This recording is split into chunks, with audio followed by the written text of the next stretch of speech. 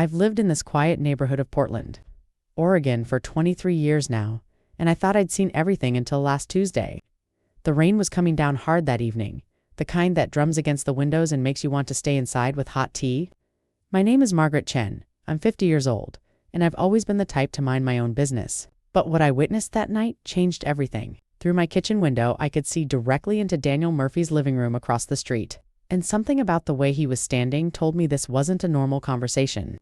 A man in a dark coat was pointing his finger at Daniel's chest, his face twisted with anger that I could see even from this distance. Daniel had moved in 3 years ago after his divorce, a quiet accountant in his mid-40s who kept his lawn immaculate and always waved when he saw me. He lived alone in that beautiful craftsman-style house with the blue shutters, the one his grandmother had left him in her will. I'd noticed he seemed worried lately, hurrying from his car to the front door, checking over his shoulder more than usual. The stranger in his house was tall and broad-shouldered, wearing expensive shoes that left wet marks on Daniel's hardwood floors. I couldn't hear what they were saying, but the body language spoke volumes of threat and intimidation. My heart began to race as I realized I was watching something dangerous unfold in real time. The stranger grabbed Daniel by the collar and shoved him against the wall, and I nearly dropped my teacup in shock. Daniel's face had gone pale, his hands raised in a gesture that seemed half surrender, half plea for understanding. I should have called the police right then, but something made me hesitate. Watching as Daniel slowly nodded at whatever demand was being made, the stranger released him and Daniel stumbled backward, running his hand through his thinning brown hair the way he always did when stressed. I could see Daniel's lips moving rapidly, trying to reason with this man who clearly held some kind of power over him. The rain continued its relentless beating against my window, creating a soundtrack of dread for this awful scene. Then I saw something that made my breath catch in my throat. Daniel reaching slowly into his pocket while the stranger's back was turned. He pulled out something tiny, no bigger than a button, and while the man was examining papers on the coffee table, Daniel attached it to the lamp near the sofa. It was so quick, so subtle, that if I hadn't been watching so intently, I would have missed it entirely. A hidden camera, I realized with a jolt of understanding. Daniel was recording this encounter without the stranger knowing. The stranger turned back around and Daniel's hand was already at his side, his face carefully neutral despite the terror I could see in his eyes. Whatever was happening here, Daniel was gathering evidence, and I had just become the only outside witness to his desperate plan. The stranger pulled out his phone and showed Daniel something on the screen that made my neighbor's shoulders slump in defeat. Daniel nodded again, more slowly this time, and pointed toward the staircase as if agreeing to show the man something upstairs. They both disappeared from my view, and I stood frozen at my window, my tea growing cold in my trembling hands. The house across the street looked so normal from the outside, its warm lights glowing against the dark evening, but I knew now it contained secrets and threats. I glanced at the clock, 7:15 p.m., and I made a mental note of the time, somehow knowing it would be important. When they came back downstairs 15 minutes later, the stranger was smiling, and that smile frightened me more than his earlier anger had. Daniel walked the man to the door, and even from across the street I could see how his whole body sagged once the stranger left. He stood in the doorway for a long moment, watching the man's car disappear down the rain-slick street, then closed the door and leaned against it. I watched him slide down to sit on the floor, his head in his hands, and my heart ached for whatever burden he was carrying. The lamp with the hidden camera continued its innocent glow, recording the aftermath of whatever nightmare had just unfolded in that living room. I knew in that moment that I couldn't pretend I hadn't seen anything, that somehow I was now part of this story whether I wanted to be or not. Tomorrow, I decided, I would find a way to let Daniel know he wasn't alone, that someone had witnessed what happened, that maybe together we could figure out what to do. Sleep didn't come easy that night, and when morning finally arrived with weak November sunlight filtering through the Portland clouds, I was already at my window with coffee.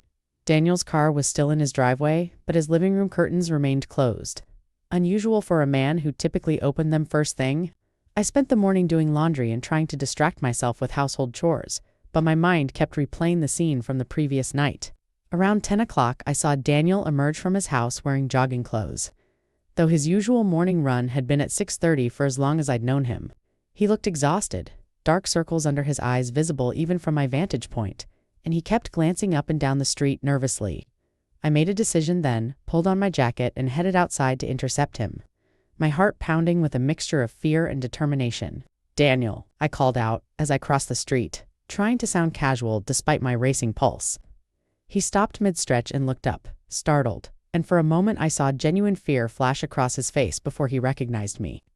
"Margaret." "Hi," he said, his voice hoarse and tired, forcing a smile that didn't reach his eyes.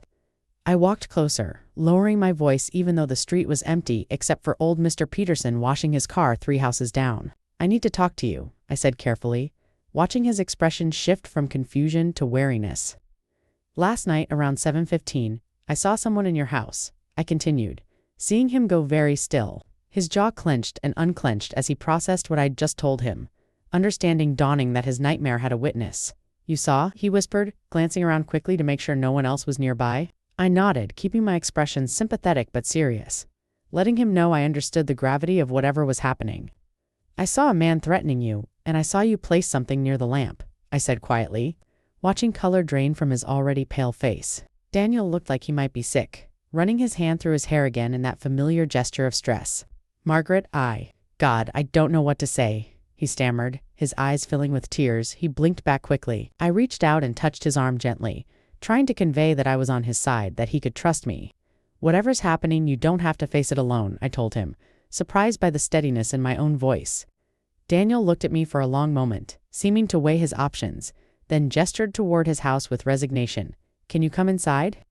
"I can't talk about this out here," he said, his voice barely above a whisper. I followed him across the street and into his house, noting how he locked the door behind us, and checked through the window before closing the curtains.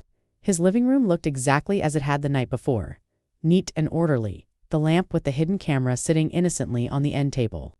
"I'm being extorted," Daniel said suddenly, the words tumbling out like he'd been holding them in for too long. "That man last night is named Vincent Russo, and he claims my grandmother's house is on land his family has rights to."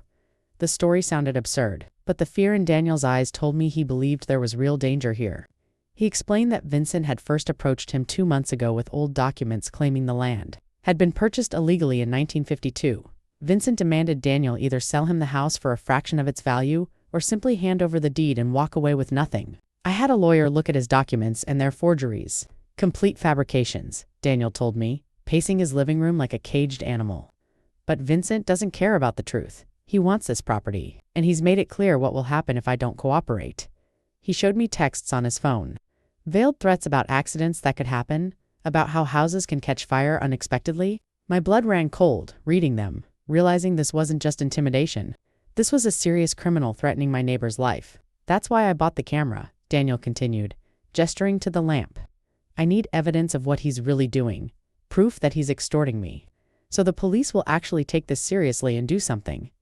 I sat down on his sofa, my legs suddenly feeling weak, as the full weight of the situation settled over me. "Have you gone to the police already?" I asked, though I suspected I knew the answer. Daniel nodded miserably, collapsing into the chair across from me. 3 times, he said bitterly, "but Vincent's smart. He never puts anything explicit in writing, and his verbal threats always have plausible deniability." The police had told him to get a restraining order, but Daniel's lawyer warned that would only escalate things, might even provoke Vincent into acting sooner. "So I'm trapped," Daniel said, his voice breaking slightly, "watching this man systematically destroy my life while I try to gather enough evidence to stop him."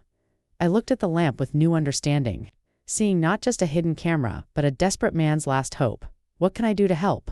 I asked, and Daniel's eyes met mine with a mixture of gratitude and guilt, knowing he was pulling me into danger but too desperate to refuse the offer. Over the next 3 days, I became Daniel's secret ally, his eyes and ears when he couldn't watch his own back. He showed me how to access the camera feed on my laptop, a grainy but clear view of his living room that I could monitor from my kitchen.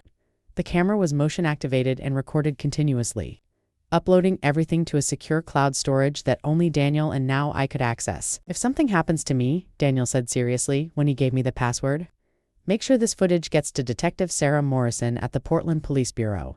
His words sent a chill through me.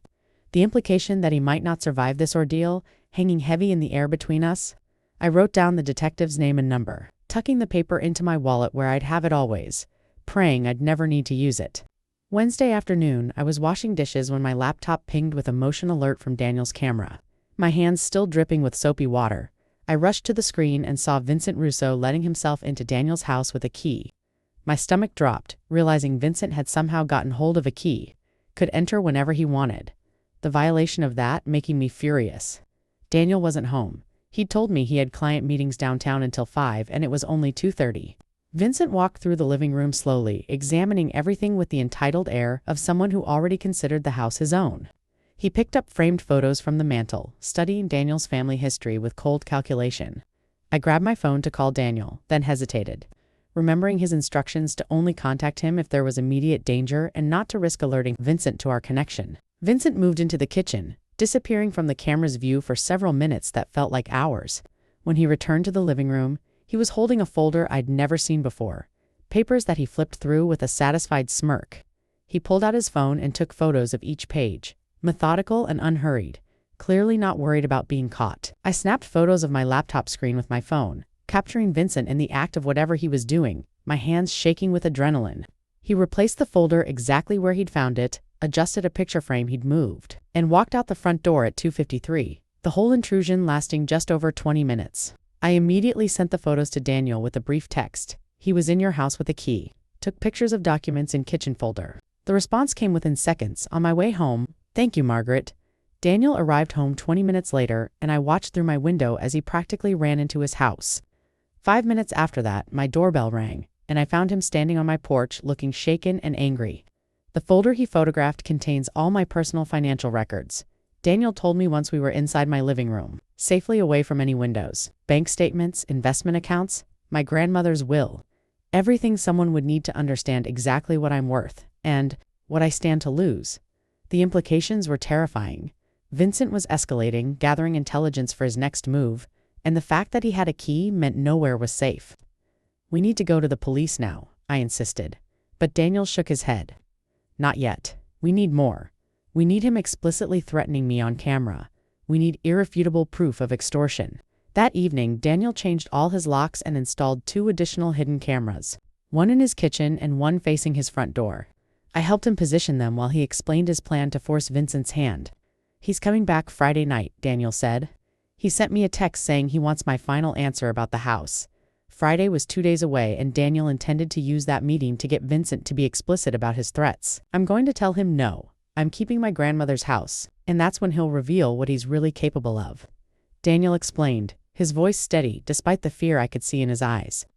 But Margaret, if things go wrong, if he gets violent, or if I don't contact you by 9 p.m. Friday, you need to call Detective Morrison immediately.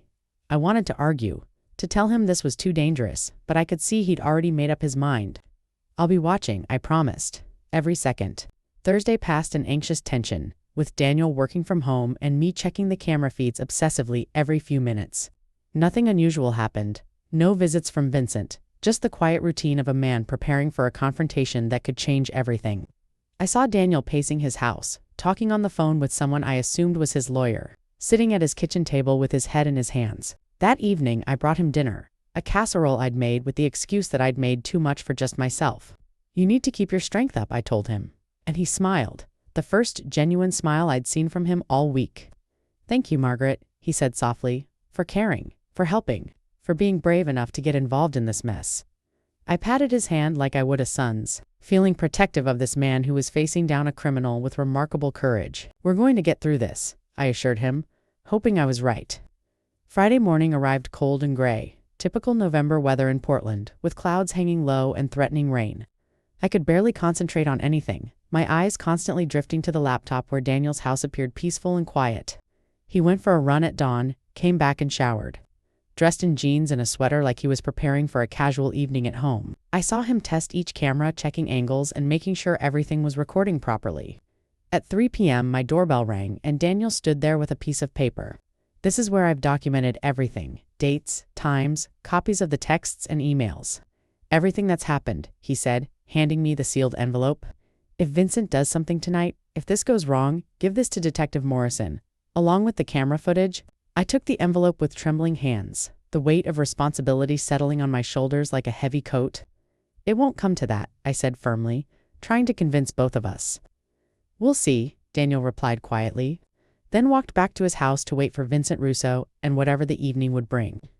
The hours until 7 p.m. crawled by like days, each minute stretching into eternity as I sat at my kitchen table watching 3 camera feeds on my laptop. Daniel moved around his house with deliberate calm, making tea. Flipping through a magazine he clearly wasn't reading, checking his phone repeatedly. At 6:45, he positioned himself on the sofa in direct view of the main living room camera, the one hidden in the lamp. I could see his chest rising and falling with deep breaths, preparing himself mentally for what was coming. My own breathing matched his, shallow and quick, my palms sweating as I gripped my phone with Detective Morrison's number already pulled up. The evening light outside was fading fast, casting long shadows across both our houses, the streetlights beginning to flicker on one by one down the block. At 7:03, Vincent's black Lexus pulled up in front of Daniel's house, and my heart jumped into my throat. Vincent emerged wearing a different coat than before, this one lighter, despite the cold, making me wonder if he was preparing for something physical that might make him warm. He walked to Daniel's door with the confident stride of someone who expected to get exactly what he wanted. Daniel let him in, and I could see them exchange tense greetings. Vincent's smile sharp and predatory, while Daniel's expression remained carefully neutral. "Let's make this quick, Murphy." Vincent's voice came through crystal clear on the audio feed Daniel had set up. "I've been patient long enough, and my patience is running out like water through your fingers." The poetic threat made my skin crawl, and I watched Daniel gesture for Vincent to sit, maintaining his composure admirably. "I've thought about your offer," Daniel began, his voice steady despite the slight tremor I could detect, "and my answer is no." Vincent's expression darkened immediately, the pretense of civility dropping away like a mask. "No," he repeated, the word dripping with menace. "You think you can just say no to me and walk away?" He stood up abruptly, looming over Daniel, who remained seated, and I gripped my phone tighter.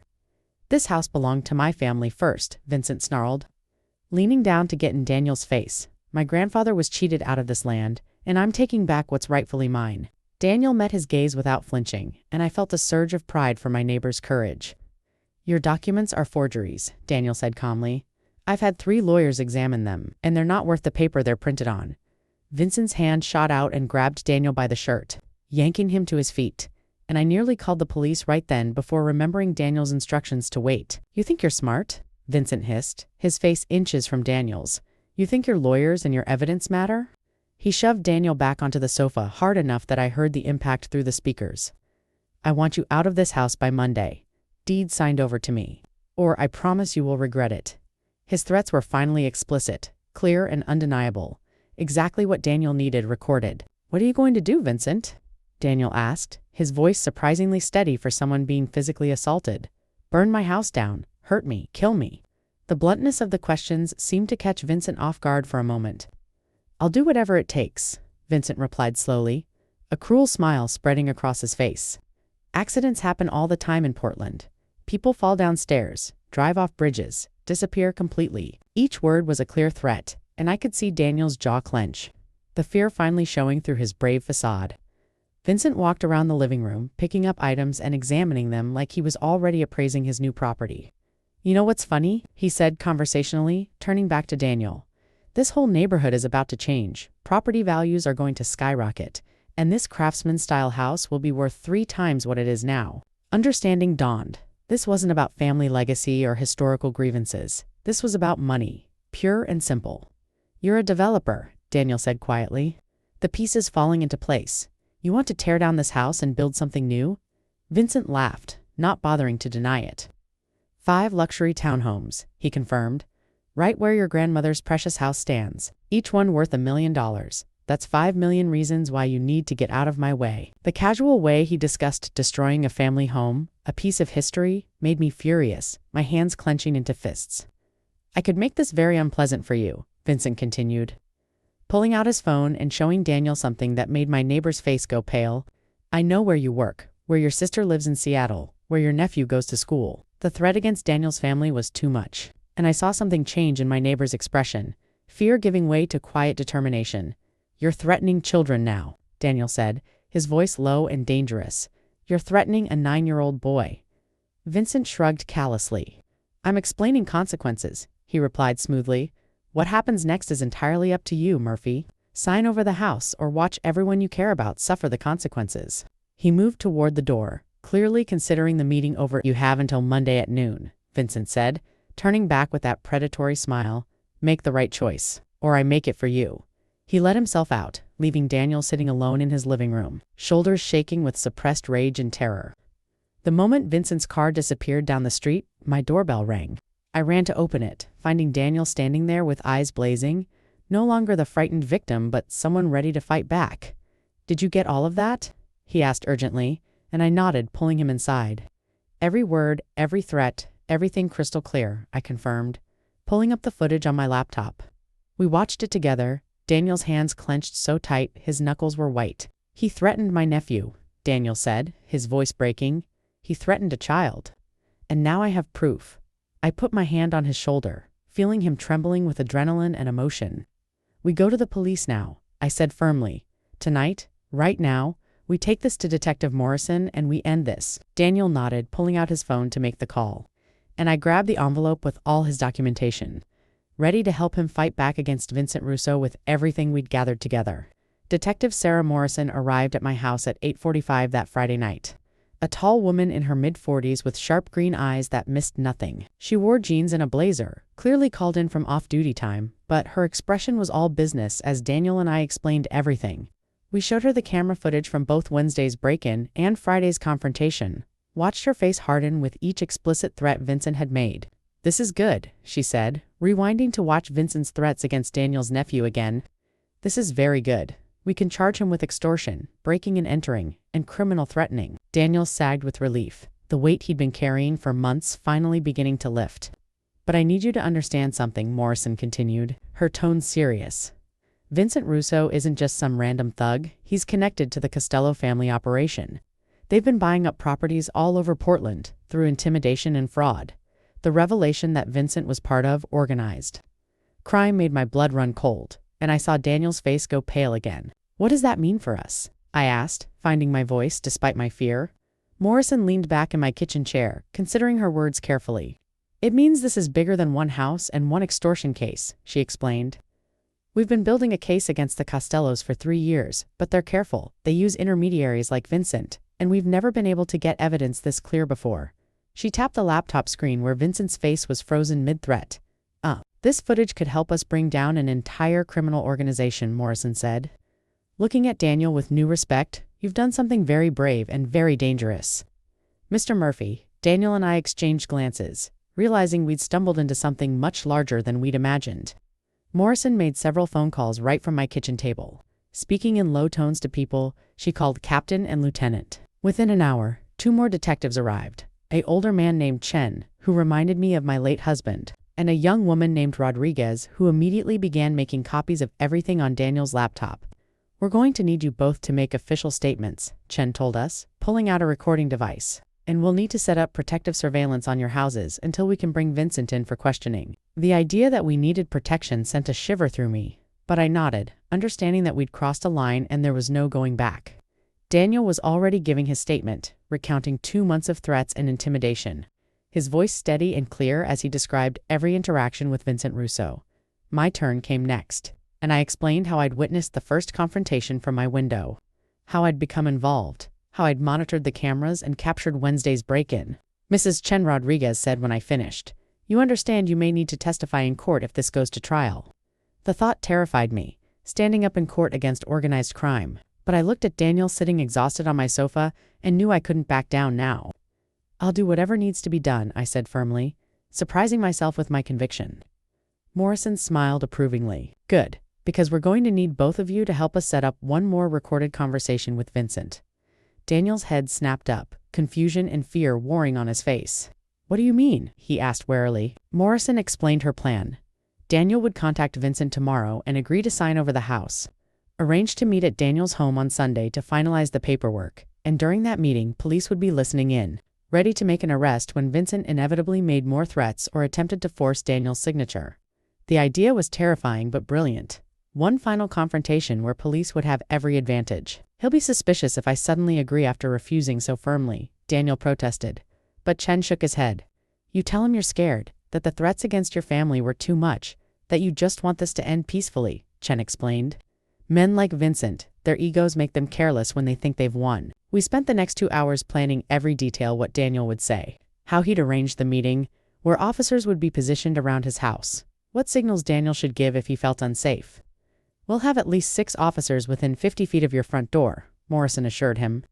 "And Mrs. Chen will be monitoring the camera feeds with an officer stationed here in her house." Knowing I'd have police protection made me feel slightly better, though my stomach still churned with anxiety about the danger we were walking into.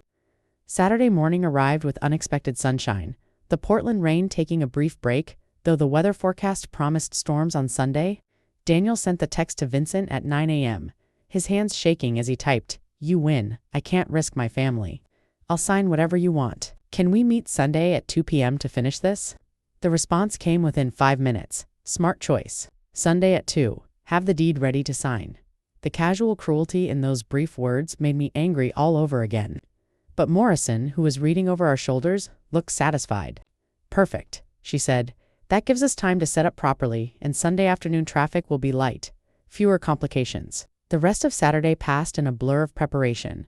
Officers disguised as utility workers installing additional surveillance equipment, Morrison's team reviewing the camera footage frame by frame, Chen coaching Daniel on how to keep Vincent talking, getting him to be as explicit as possible about his threats and his operation. That evening, after the police had left to prepare, Daniel came over for dinner, neither of us wanting to be alone with our thoughts. I'd made pot roast, comfort food that reminded me of Sunday dinners with my late husband, and we ate mostly in silence, the weight of tomorrow hanging over us. "Thank you, Margaret," Daniel said finally, pushing food around his plate for everything. "For seeing me that first night, for choosing to get involved instead of looking away." I reached across my small dining table and squeezed his hand. "That's what neighbors do," I said simply. "That's what decent people do when someone needs help." He smiled sadly, and I could see tears threatening at the corners of his eyes. "My grandmother used to say that a house isn't just wood and nails, it's memories and love built into every board," he said softly. "I can't let Vincent destroy that. I can't let him win." I understood completely. This had become about more than just property. It was about standing up to bullies, about protecting what matters, about refusing to let fear win. Sunday morning dawned gray and threatening, storm clouds rolling in from the coast just as predicted. Morrison arrived at my house at 11 a.m. with Officer Park, a young man who would be stationed in my guest room, monitoring equipment. "We're setting up in the houses on either side of Daniel's," Morrison explained, showing me a tactical map of the neighborhood. "Undercover officers will be in a utility van parked 2 houses down, and I'll be in the unmarked car across the street. That blue sedan," she pointed through my window at an ordinary-looking Honda that I never would have identified as police.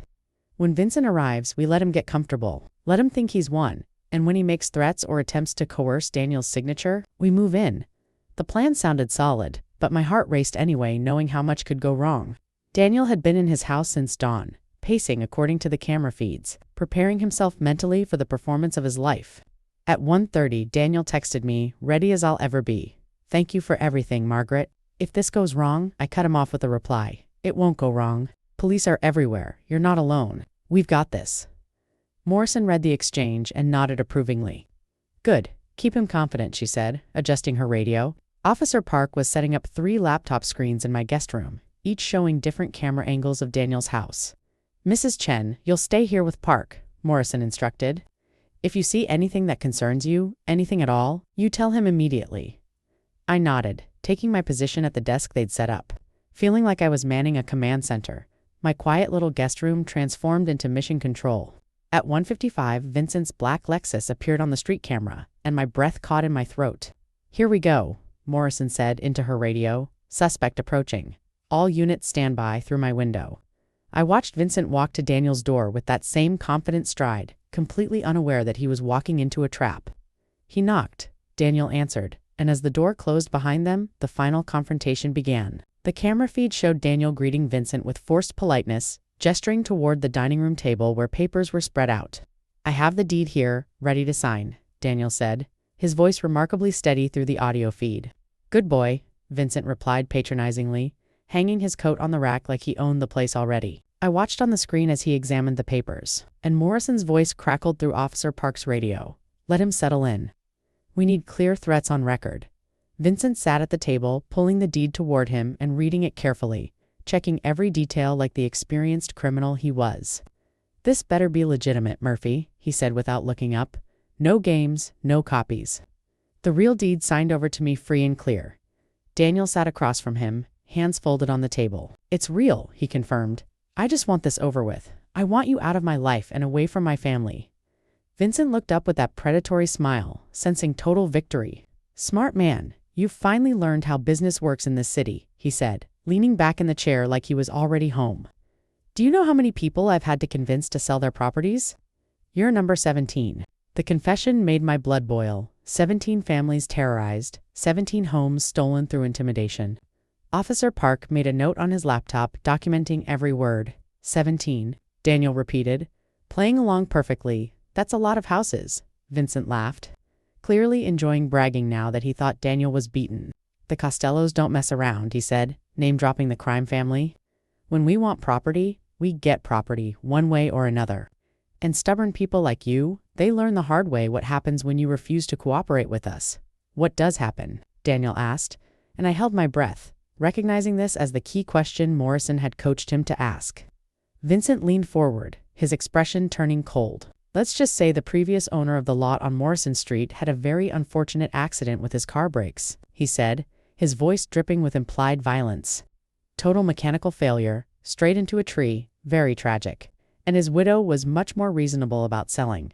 The casual admission of murder, or at least manslaughter, made me gasp, and Officer Park immediately spoke into his radio. Confession to possible homicide, Morrison Street case, recording obtained. Morrison's response came quickly. Copy that, keep recording. We need more. Vincent pulled out a pen and slid it across to Daniel.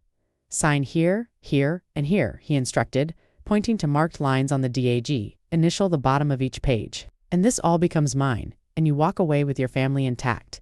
Daniel picked up the pen, his hand hovering over the signature line, and I could see the internal struggle playing out on his face, even through the grainy camera feed. What guarantee do I have that you'll leave me alone after this? He asked, his voice shaking slightly now, no longer entirely an act.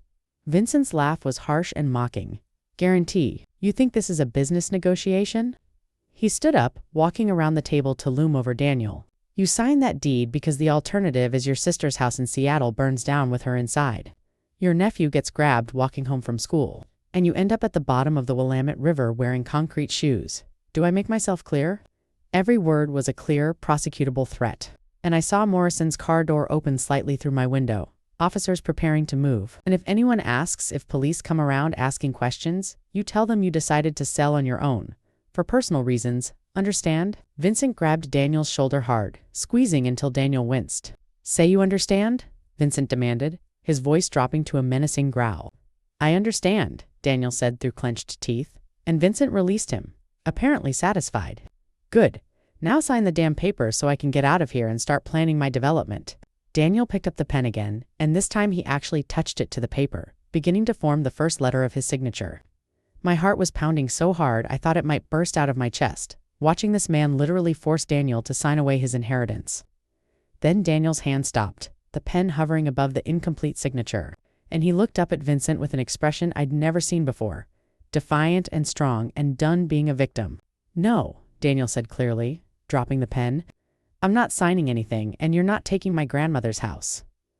Vincent's face went red with rage, his hand moving toward his jacket pocket. You think you can play games with me? He roared, and Morrison's voice came sharp over the radio.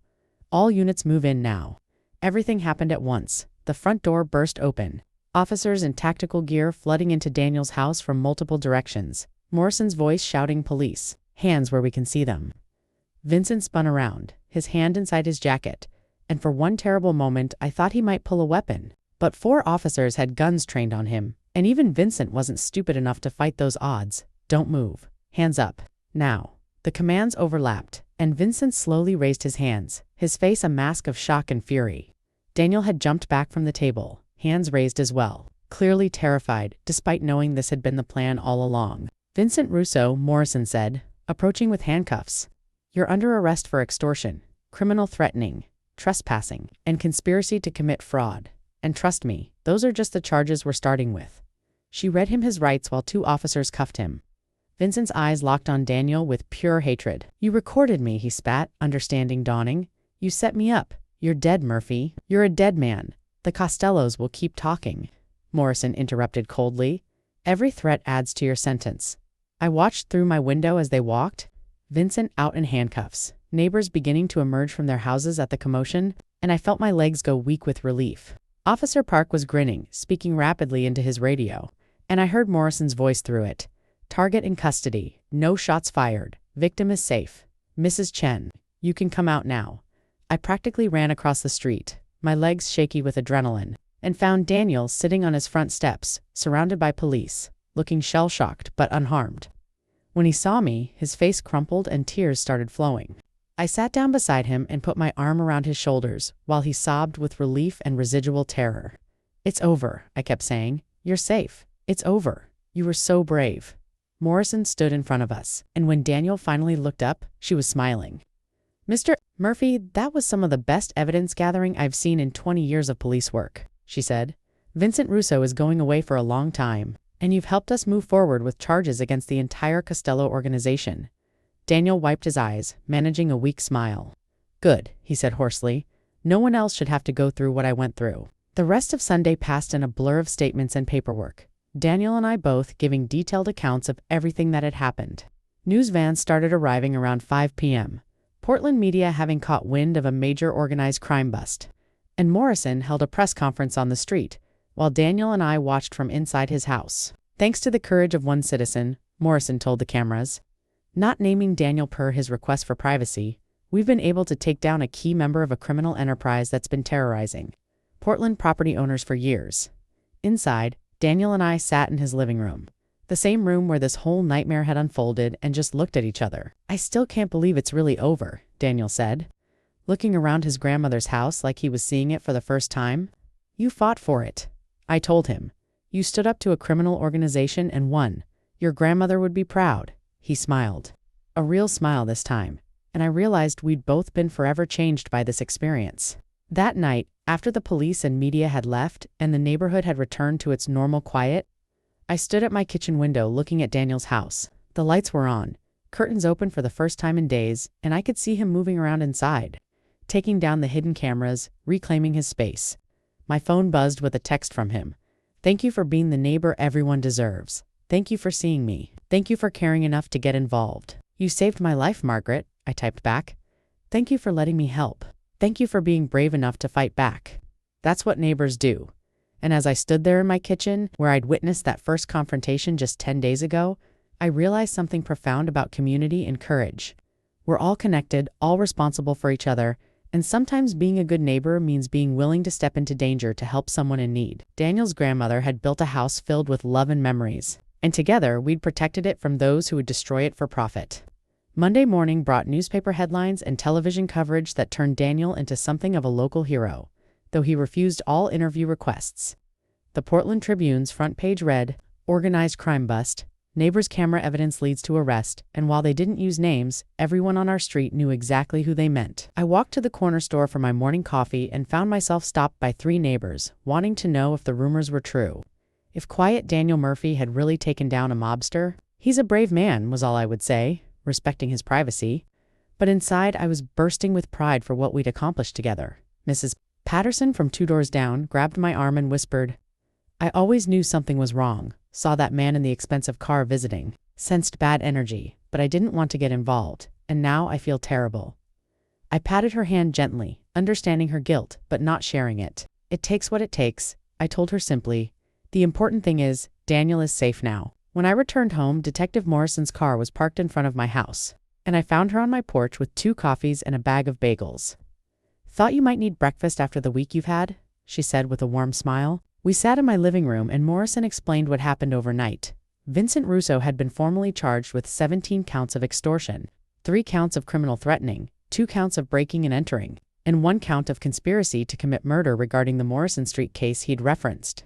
His lawyer tried to get him bail, but the judge denied it, given his flight risk and connections to organized crime. Morrison told me, spreading cream cheese on a bagel. He's not getting out anytime soon. The relief was overwhelming, knowing Vincent was locked up and couldn't retaliate. "What about the rest of the Costello organization?" I asked, thinking about Daniel's safety long term. Morrison's expression turned serious, but not worried. "We're executing search warrants today on 3 properties connected to their operation," she explained.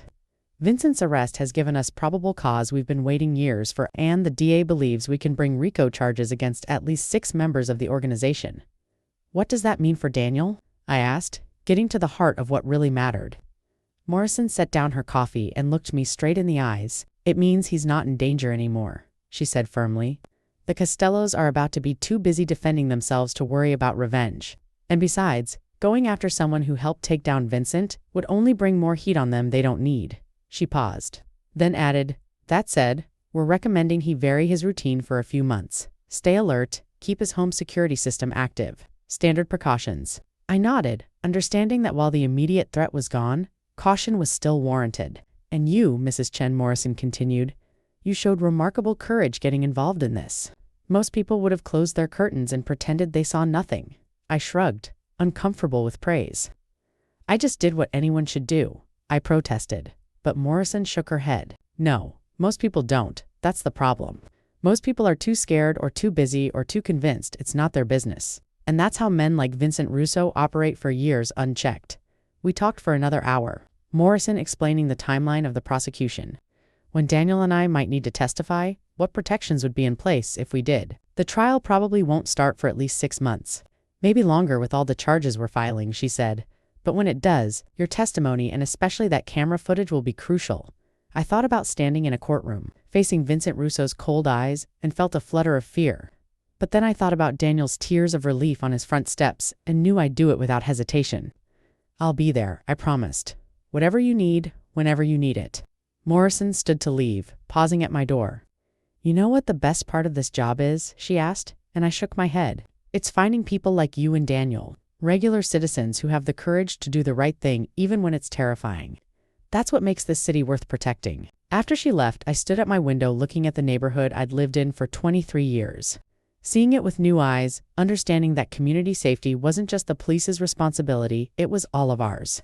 Tuesday afternoon, Daniel knocked on my door with a bottle of wine and gratitude written all over his face. "I wanted to properly thank you," he said. "Not just with words, but with the understanding that you literally saved my life and my home." We sat in my backyard despite the cold November air, wrapped in blankets, and talked for hours about everything that had happened. "When Vincent first approached me 2 months ago, I felt so alone," Daniel told me, staring into his wine glass. "I couldn't sleep, couldn't eat, felt like I was drowning and no one could see me struggling. I reached over and squeezed his hand. "I saw you," I said softly. "That night through the window, I saw you and I couldn't look away." He smiled gratefully. "My grandmother used to tell me stories about neighbors in her generation," he said. "How everyone looked out for each other, how people knew each other's names and cared about each other's problems. And I always thought those days were gone." He looked at me directly. "You proved they're not, that there are still people who care enough to get involved."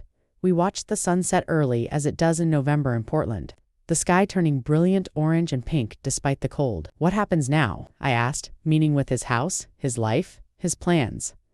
Daniel took a deep breath. "I'm staying," he said firmly. "I'm keeping my grandmother's house, and I'm going to honor her memory by living here and being part of this community the way she was," he told me. He'd been thinking about hosting neighborhood gatherings, about getting to know the other people on our street better, about building the kind of connected community his grandmother had described. "And maybe," he added with a shy smile, "I'll find someone to share this big house with eventually. It's too much space for one person, and I'm tired of being alone." I raised my wine glass. To new beginnings, I toasted. To standing up to bullies, to brave neighbors, and to community. We clinked glasses to people who'd faced down danger together and come out stronger on the other side. Wednesday brought unexpected news. Vincent Russo had decided to cooperate with prosecutors in exchange for a reduced sentence. Morrison called me personally to explain that Vincent was giving testimony against the Costello organization, providing evidence of dozens of crimes, including the Morrison Street murder he'd referenced. "This is huge," Morrison said, barely containing her excitement. His testimony could dismantle an entire criminal network that's operated in Portland for 30 years. For Daniel and me, it meant our role in the trial would be smaller since Vincent's cooperation provided even more evidence. "You'll still need to testify about what you witnessed and recorded," Morrison explained, "but the pressure is off. We have Vincent's own words now corroborating everything." I hung up the phone feeling lighter than I had in days. The weight of the upcoming trial suddenly less oppressive. I texted Daniel the news, and he responded immediately. "Come over for dinner tonight. I'm cooking. It's the least I can do." Daniel's dinner turned out to be an elaborate Italian feast. Homemade pasta and sauce from his grandmother's recipe, garlic bread and tiramisu for dessert. "I haven't cooked like this since before the divorce," he admitted, plating beautiful portions of fettuccine carbonara. "But tonight feels like a celebration. Feels like the first day of the rest of my life." We ate at his dining room table, the same table where he'd almost been forced to sign away his inheritance, but now it felt reclaimed, just furniture again instead of a battlefield. Tell me about your grandmother, I asked, wanting to know more about the woman whose house we'd fought so hard to protect. Daniel's face lit up as he described Sarah Murphy, an Irish immigrant who'd bought this house in 1952 with money saved from years working as a seamstress. She raised 3 children here, buried 2 husbands, lived through every major event of the 20th century in this house. Daniel said with obvious love, "Every room has stories. Every board remembers something important, and I couldn't let that history be erased for luxury townhomes." After dinner, Daniel showed me family photos he'd been organizing, black and white images of his grandmother as a young woman standing proudly in front of this very house. "Look at her expression," he said, pointing to one photo from 1952. "That's determination. That's a woman who fought for what was hers and wasn't going to let anyone take it away." I looked at the photo and then at Daniel, seeing the same determination in his features, the same strength that had let him stand up to Vincent Russo. "She'd be proud of you," I said, meaning it completely. "You have her courage." We spent the rest of the evening in comfortable companionship, 2 neighbors who'd become something more, friends bound by shared experience and mutual respect. When I left around 10 p.m., walking across the street to my own house, I turned back to see Daniel standing in his doorway, waving goodbye, his house lit up warm and safe behind him, exactly as it should be, exactly as his grandmother would have wanted. The next few weeks settled into a peaceful routine as Portland moved into December and the holiday season. Daniel threw himself into home improvement projects, repainting rooms and fixing things he'd neglected during the months of living under Vincent's threats. I often found excuses to visit, bringing cookies or helping him pick paint colors, and our friendship deepened in the way friendships do when people have faced crisis together. The other neighbors slowly learned the full story, and Daniel found himself suddenly popular on our street, invited to gatherings and welcomed into conversations he'd been excluded from before. "It's funny," he told me one afternoon while we decorated his Christmas tree. "It took almost losing my house to finally feel like I belong in this neighborhood." I understood what he meant. Trauma and triumph had a way of connecting people that normal everyday life rarely did. 2 weeks before Christmas, Morrison called with news that the Costello Rico case was moving forward faster than expected, with grand jury indictments coming down on 7 members of the organization. "Vincent's cooperation has been invaluable," she explained, "and the evidence you 2 provided started this whole avalanche. So thank you again for your courage." She also told us that the DA wanted to meet with both Daniel and me, to thank us personally and discuss our role as witnesses. The meeting was scheduled for December 20th, and Daniel was nervous but determined. "I want to see this through," he said. "I want to make sure they all face justice, not just Vincent." I admired his commitment to seeing the process through, to ensuring that other families wouldn't face what he'd faced. "We'll do it together," I promised, "just like we've done everything else." The meeting with District Attorney Robert Chen, no relation, despite the shared last name, took place in his office downtown, a room with a view of the Willamette River and walls covered in foundations.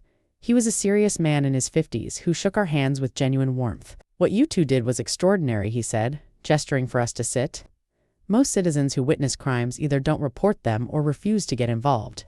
But you not only reported it, you actively gathered evidence and put yourselves at risk to stop a criminal organization." Daniel and I exchanged glances, still not entirely comfortable being called heroes. "We just did what needed doing," Daniel said simply, and Chen smiled. "That's what makes it heroic," he replied. "Doing what needs doing despite the fear and risk." He explained that the trial would likely begin in May, that both our testimonies would be important, though perhaps not as central given Vincent's cooperation. "Your camera footage is some of the cleanest evidence of extortion I've seen in my career," Chen told Daniel and Mrs. Chen. "Your corroborating testimony about witnessing the initial confrontation and the break-in adds credibility that makes this case almost prosecutable by itself." Chen then surprised us both by presenting us with citizen commendations from the Portland Police Bureau, certificates recognizing our courage and community service. "These don't come with anything except recognition," he said as he handed them over. "But I wanted you to have something tangible to remember, that you made a real difference in this city." Daniel's eyes welled up as he read his certificate, and I felt my own throat tighten with emotion. "Thank you," Daniel managed to say. "Thank you for believing me when I first reported Vincent months ago. And thank you for taking this seriously." Chun's expression turned somber. "I'm sorry we didn't act sooner," he said honestly. "We get a lot of reports and not enough resources, and sometimes cases fall through the cracks.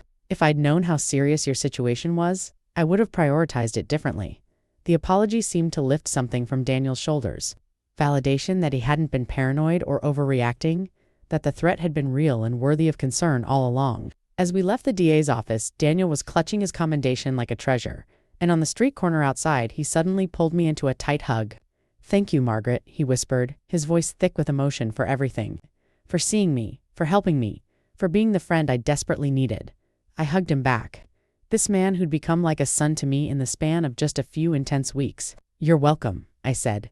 "And thank you for letting me be part of your fight, for trusting me, for showing me that courage isn't the absence of fear, but doing the right thing despite being terrified." We stood there on the busy Portland street, two neighbors who'd faced down organized crime together, and I felt profoundly grateful for the unexpected adventure and friendship that had come from one night of looking out my kitchen window instead of closing my blinds. Christmas week arrived with unusual snow for Portland, turning our neighborhood into a winter wonderland. Daniel invited me and several other neighbors for a Christmas Eve dinner, his first time hosting since his divorce, and his grandmother's house was transformed with lights and decorations. "I wanted to fill this house with joy again," he told me while showing me the dining room table set for 8. "My grandmother always said, a house needs laughter and people and celebration to stay alive." The dinner was wonderful. Neighbors I'd lived near for years but never really known, all gathered around Daniel's table, sharing stories and food and warmth. Old Mr. Peterson from down the street raised his glass. To Daniel, he toasted, for reminding us what courage looks like, and for bringing this neighborhood together. Everyone drank, and Daniel's face flushed with pleasure and embarrassment at the attention. To Margaret, he counter-toasted, who proved that caring about your neighbors isn't old-fashioned, it's essential. The evening felt healing, community forming in real time around his table. After dinner, while others were in the living room by the fire, Daniel and I stood in his kitchen doing dishes side by side. "This house feels different now," he said, handing me a plate to dry. "It feels like mine in a way it didn't before, like I've earned it by fighting for it." I understood completely. Sometimes the things we fight hardest for become the most precious. "Your grandmother would be proud," I told him again, "not just that you saved the house, but that you're filling it with people and life." The way she did, he smiled, looking around the kitchen with obvious affection. "I've been thinking about something," he said carefully, "about maybe turning the extra bedroom into a guest room and inviting my nephew to visit more often. Give my sister some breaks. Let him learn his family history in this house." The idea was lovely. Generational connection continuing. That's perfect. I encouraged. This house needs children's laughter, needs new memories being made alongside the old ones. The evening wound down around 11. Neighbors heading home through the lightly falling snow, everyone promising to get together again soon. Daniel walked me to my door, despite it being just across the street, ever the gentleman. "This was one of the best Christmases I've had in years," he said, standing on my porch, "maybe ever. And it's because I almost lost everything, almost lost this house and this community, and it made me realize what really matters." I buttoned my coat against the cold. "What matters?" I asked, though I thought I knew the answer. "People," Daniel said simply. "Connections, community, having someone who cares enough to watch through their window and see when you need help. That's what matters. The rest is just stuff." I hugged him goodnight, feeling the truth of his words settle into my bones. As I watched him cross back to his own house, his footprints dark in the fresh snow, I thought about how much had changed in just 6 weeks since that first night I'd witnessed Vincent's threats, how crisis and courage had transformed us both. January brought new beginnings and a surprising development. The Costello organization began unraveling faster than anyone anticipated. Morrison called in mid-January to tell us that 3 more members had agreed to plea deals in exchange for testimony, and the DA was now looking at over 40 criminal charges against the remaining defendants. "Your case started a domino effect," Morrison explained during a coffee meeting at my kitchen table. "Once Vincent flipped, others saw the writing on the wall and started racing to make deals, everyone trying to save themselves." For Daniel, this meant even less pressure at the upcoming trial. His testimony would be important, but the case no longer hinged entirely on what we'd witnessed. "How do you feel about that?" I asked him later, wondering if he felt disappointed that our dramatic confrontation was becoming just one piece of a larger prosecution. Relieved, he answered immediately. "I just want justice done. I don't need to be the star witness. I just want those men behind bars where they can't hurt anyone else." The Portland real estate community was reeling from revelations about the Costello's activities. Property sales being reviewed, victims coming forward with their own stories of intimidation. The Portland Tribune ran a major investigative series about property fraud in the city, and Daniel and I were mentioned, though not by name, as the citizens whose evidence had exposed the scheme. Several other families reached out through Morrison, wanting to thank us for giving them the courage to come forward with their own experiences. "We're not alone," Daniel said after reading one particularly moving letter from a widow in Southeast Portland who'd been forced to sell her home under similar threats. There are so many victims, and now maybe they'll get justice too. The realization that our actions had helped more people than just Daniel was deeply satisfying. Giving meaning to the fear and risk we'd endured, February brought an unexpected visitor. Daniel's sister Lisa and his nephew, Tommy, drove down from Seattle for a weekend visit. I met them when Daniel brought them over for tea. Lisa, a tall blonde woman in her late 30s with her brother's kind eyes, and Tommy, an energetic 9-year-old with questions about everything. "Uncle Daniel told me you helped save our family," Tommy said to me with the directness of children, "that you watched through your window and saw the bad man." I glanced at Daniel, unsure how much he'd shared, but he nodded encouragement. "I did see a bad man bothering your uncle," I confirmed, "and I helped him by watching and recording what happened so the police could stop the bad man." Tommy considered this seriously. "My mom says you're a hero," he declared, "and that I should always help people who need help like you did," Lisa's eyes were shining with unshed tears as she reached over and squeezed my hand. "Thank you," she whispered. "Thank you for protecting my brother when I didn't even know he was in danger." The weekend was lovely. Watching Daniel with his nephew, showing him around the house and telling him stories about their great-grandmother. Tommy was fascinated by the old photos, by the idea that his family had lived in this exact house for over 70 years. "Will I live here someday?" he asked Daniel, hopefully, and Daniel ruffled his hair. "Maybe," he said, "or maybe your children will. This house is staying in our family. I promise you that." Lisa pulled me aside Saturday afternoon while Daniel and Tommy were in the backyard building a snowman. "He's different," she said, watching her brother through the window. "Stronger, more confident than he was before all this happened. He found something in himself he didn't know was there." I nodded, having seen the same transformation. "Crisis reveals character," I said, "and your brother has remarkable character. He never gave up, never surrendered, fought for what mattered even when he was terrified."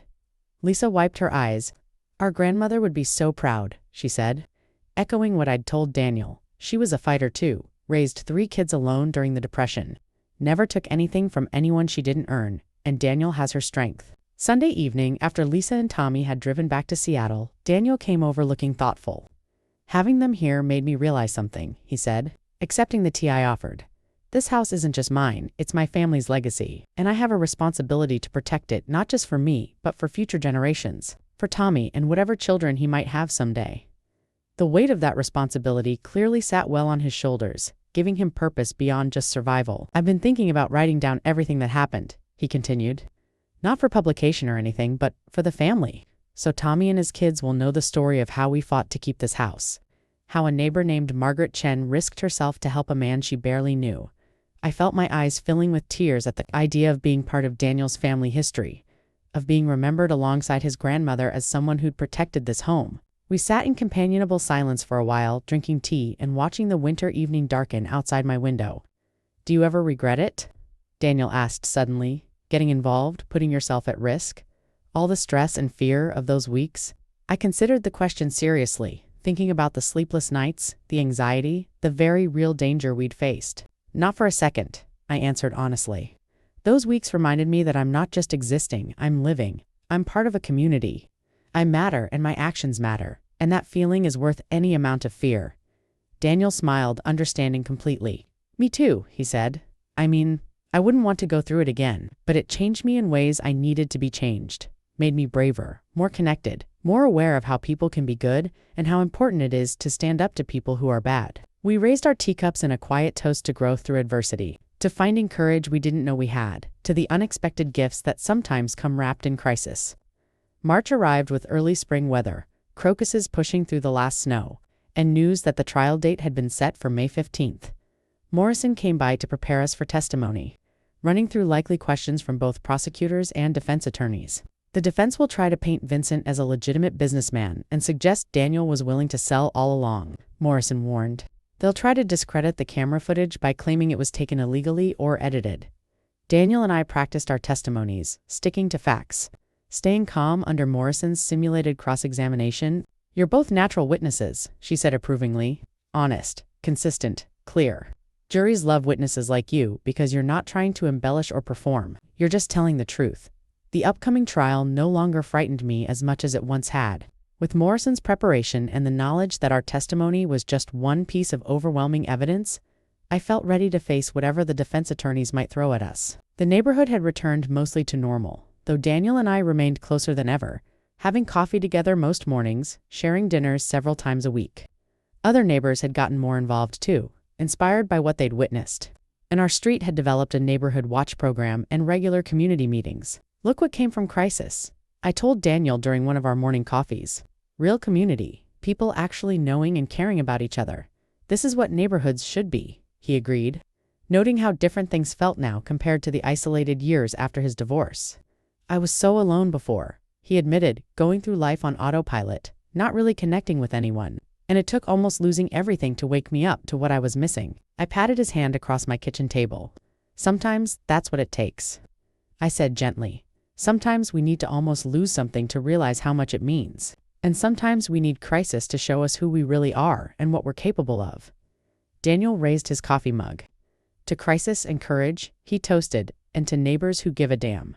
We clinked mugs to people forever connected by the night. I looked through my window and chose to see instead of looking away. May 15th arrived bright and clear. Perfect spring weather in Portland. That felt like a good omen as Daniel and I drove downtown to the courthouse together. Morrison met us in the hallway outside the courtroom, looking professional in her dress uniform, her detective badge gleaming under the fluorescent lights. Today's mostly opening statements and preliminary witnesses, she explained. You probably won't testify until tomorrow or Wednesday, but the DA wants you here to observe.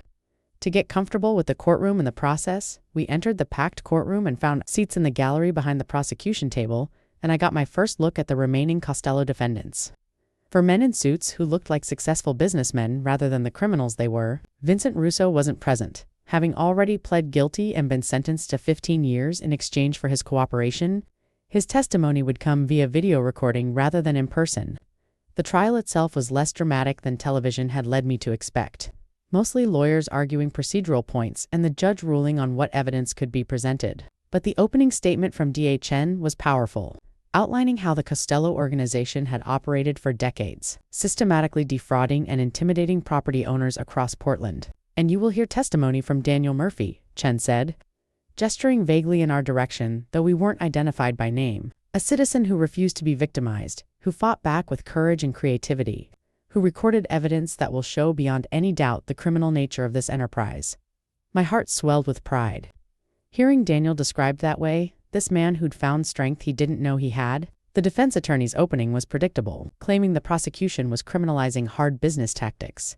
That property development was competitive and sometimes involved tough negotiations. But there's a difference between tough negotiation and criminal extortion, Chen countered in his rebuttal, and the evidence will make that difference crystal clear. Tuesday morning, Daniel took the witness stand, and I sat in the gallery with my hands clenched in my lap, silently praying he'd get through this. He was sworn in, stated his name and address, and began answering the prosecutor's questions with admirable.com. He described purchasing his grandmother's house, the first visit from Vincent Russo, the escalating threats over 2 months, his attempts to report the crimes to police, and finally his decision to record evidence himself. Why did you decide to record Mr. Russo? The prosecutor asked. Daniel looked directly at the jury. Because I knew no one would believe me otherwise, he said simply. I knew a man like Vincent, with his connections and resources, would find a way to make me look unreasonable or paranoid, and I needed proof of what he was really doing. Proof that he was threatening my family and trying to steal my home. The jury leaned forward, clearly engaged, and the prosecutor introduced the camera footage, playing the November confrontation on large screens where everyone could see Vincent's threats and intimidation in high definition. The defense attorney's cross-examination tried to paint Daniel as vindictive, as someone who'd invited Vincent over specifically to entrap him, but Daniel held firm. I invited him over because he demanded I sign over my house, Daniel said steadily. And yes, I recorded it because I wanted evidence of his crimes. Is documenting a crime now somehow wrong? The defense attorney backed off, realizing he was making his case worse, and Daniel was dismissed after 90 minutes on the stand. He looked exhausted but relieved as he returned to his seat beside me, and I squeezed his hand proudly. You did great, I whispered.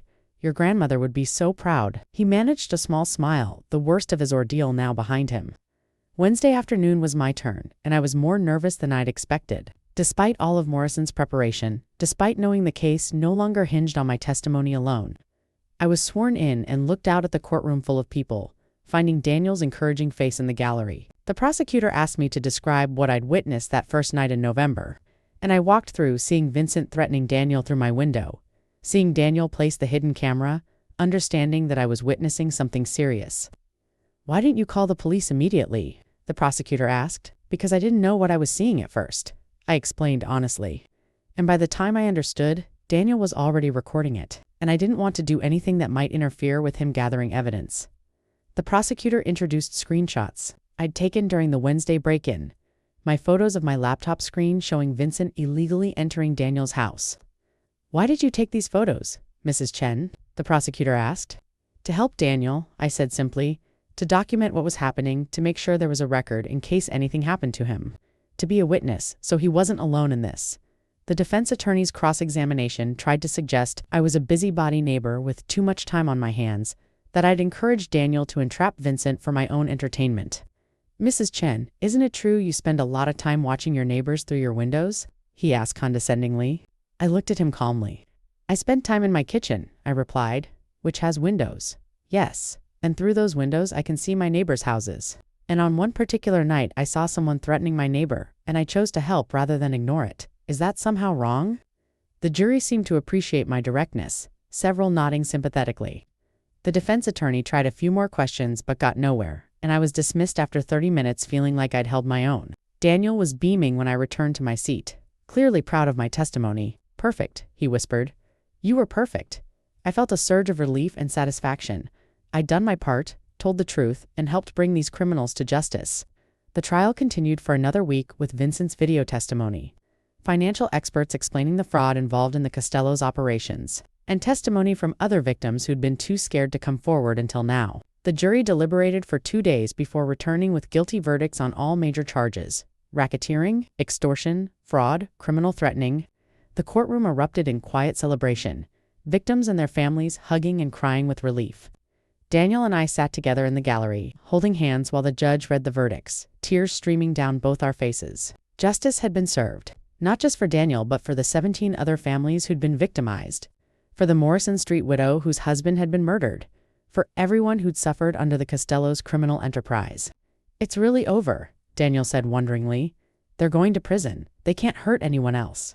It's really, truly over." Sentencing came 2 weeks later, and Daniel and I returned to watch the defendants receive sentences ranging from 12 to 25 years in federal prison.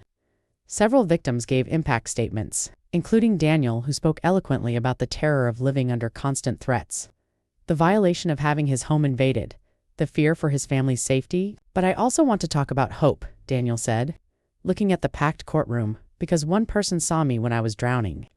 One neighbor cared enough to get involved, and that made all the difference. My neighbor Margaret Chen saved my life and my home, and she represents the best of what community can be."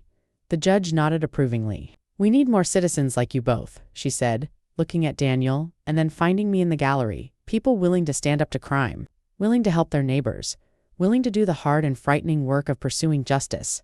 You make this city safer for everyone." Outside the courthouse, Daniel and I stood on the steps in the June sunshine, finally able to breathe freely for the first time in months. Television cameras captured us walking down the steps together, the neighbor and the man she'd helped save, and that evening the local news ran our story with the headline, "Good Neighbors: How Community Courage Took Down Criminal Enterprise." We watched it together at my house over dinner. Still processing everything that had happened since that November night, I'd looked through my window. "I keep thinking about alternate realities," Daniel said thoughtfully. "What would have happened if you hadn't been watching? If you'd closed your blinds, if you hadn't cared enough to help? I would have lost my home, or worse, Vincent would have." He trailed off, not wanting to voice what might have been. I understood completely. "But that's not what happened," I said firmly. "What happened is we fought, and we won, and we proved that ordinary people can make a difference when they choose to care." A month after the trial ended, Daniel hosted a neighborhood barbecue in his backyard, his first big gathering since all this began. The entire street came. Neighbors I'd lived near for decades, united now by shared experience and genuine community. Daniel stood on his back porch and raised his glass. "I want to thank everyone for being here," he said, "and especially Margaret Chen, who proved that neighbors aren't just people who live nearby. They're family you choose every day by showing up, by caring, by being brave enough to get involved when someone needs help." Everyone applauded, and I felt my face flush with pleasure and embarrassment. To community, Daniel continued. To courage, to standing up for what's right, and to the kind of neighborhood our grandparents would recognize. where people actually give a damn about each other. We all raised our glasses. A street full of people who understood now that community wasn't something that just happened. It was something you built through choice and action and caring. That evening, after everyone had gone home, Daniel and I sat on his back porch watching the summer stars emerge in the Portland sky. "So what now?" I asked. Meaning for him, for his life, for the future stretching ahead. Daniel smiled, looking at his house with obvious love. "Now I live," he said simply. "Really live, not just exist, but be present. Be involved, maybe even be happy again, and I'm going to make sure Tommy and his future kids know the story of this house. Of his great-great-grandmother who bought it in 1952. Of how his uncle fought to keep it in the family. Of how a neighbor named Margaret Chen proved that good people still exist and they still make a difference." I leaned my head against his shoulder, comfortable and content. "Your grandmother's house has new memories now," I said softly. "Not just the old ones of her life, but new ones of courage and community and refusing to be a victim." Daniel nodded. "Best of all, it's still ours," he said. "Still in the family, still standing, still home. And that's what matters most." As I walked across the street to my own house that night, I turned back to look at Daniel's craftsman-style home with the blue shutters. The house that had become the center of such drama, and ultimately such triumph. Lights glowed warm in the windows, and I could see Daniel moving around inside. Living his life in the space his grandmother had protected for generations. I thought about that November night when I'd stood at my kitchen window and seen a stranger threatening my neighbor. About the choice I'd made to look instead of looking away. To help instead of staying safe. It had been frightening and risky and sometimes overwhelming, but it had also been the most important thing I'd ever done. The choice that proved I was still relevant, still capable, still someone who mattered. And as I entered my own house and looked back through my kitchen window at Daniel's home across the street, I understood that this was what community meant.